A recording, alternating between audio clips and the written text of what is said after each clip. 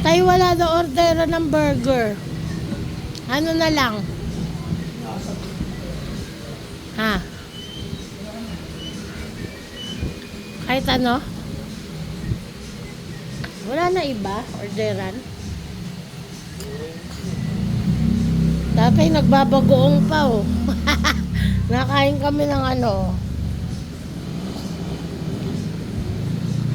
Oh, pinakain ko si tatay ng ano. Bayabas. Ang laki ng bayabas tayo, no?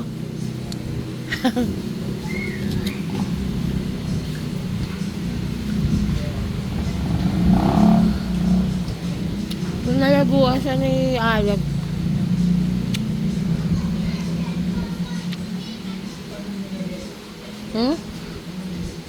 Yan, yung nagtitinda dyan.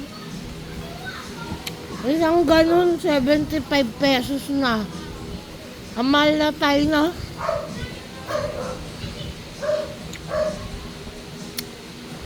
Malutong.